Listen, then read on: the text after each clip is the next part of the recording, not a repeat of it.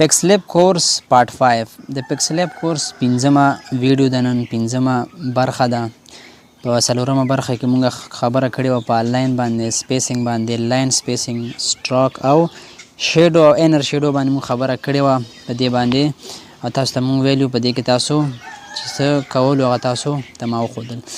او نننۍ ویډیو کې بس تاسو ته سټارټ اخلم د امبوس نه. په دې امبوس باندې ګورئ موږ څنګه کلیک کړو. د دې وظیفه او دنده دا چې خط دننه یو روښنایي پیدا کوي. ګوره دا ګروپ داسې تاوم راتاوم، ګورئ دننه لږ شانې تغییرات تاسو ته معلومیږي، نور د دې خاصه دنده وظیفه نشته. ګوره دغه لاندې تاسو ګورئ چې دا خط څومره تیزی دننه هغه روښنایي به زیاتېږي، چې څومره کش کوئ نو دغه کلر روښنایي دا چې کوم دی په دې سره کمیږي او زیاتېږي. دې کې نور خاص دومره څه نشته.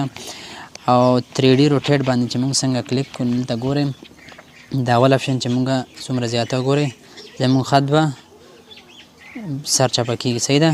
او که په دې بل باندې کلیک کړو نو ګورئ زموږ خط ښي طرف ته او چپ طرف ته اړول کېږي. په دې باندې خالص تاسو خطونه تاوولی او راتاوولی شئ، په دې کې نور هم څه نشته.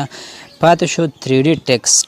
په دې باندې چې موږ څنګه کلیک کړو دا اپشن چې موږ څنګه انیبل کړو نو ګورئ زموږ خط شاته لکه یو دیوال غوندې، یعنې موږ خط 3D شکل ته واړو. تاسو به داسې ډېر خطونه لیدلي 3D شکل چې ورته وایي.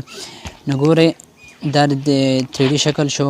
ګورئ که په دغه دویم اپشن باندې څنګه کلیک کړو، ګورئ اول اپشن کې خو د 3D شکل دا شاته کومه لکۍ غوندې چې د خط وتې ده ګورئ دې ته ګوره. اوس چې په دې اپشن باندې کلیک کړو ګورئ نو د دې اندازه دې دغه خط دا شکل چې کوم دی 3D شکل یې بره طرف ته کړو. په دې باندې ښکته طرف ته راځي، په دې باندې بره طرف ته ځي.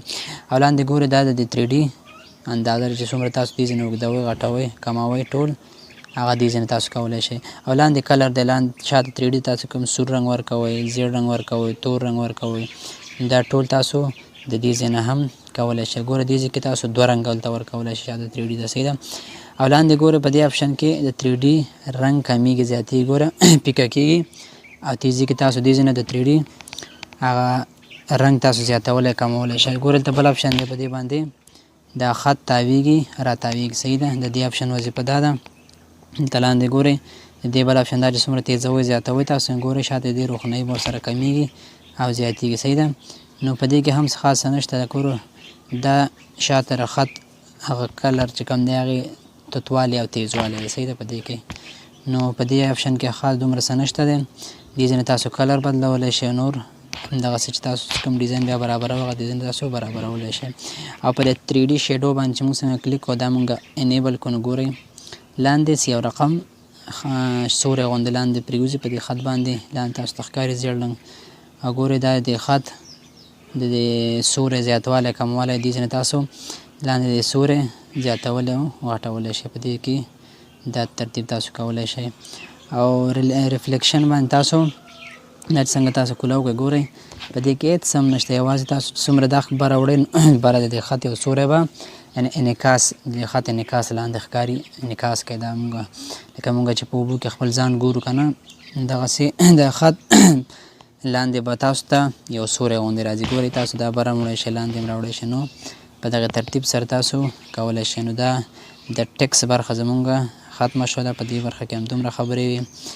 بهرحال نور مخې ته ډېر پوینټونه زمونږ شته دی، ډېرې خبرې لا پکسلیب کې پاتې دي. نو ویډیو نه اوږدومه، نو دا وه نننۍ ویډیو پارت 5. ناظرېږم به تاسو ته په پارت 6 کې. امید لرم چې ویډیو مو خوښه شوې وي او زموږ د چینل سره هم سبسکرایب کړئ.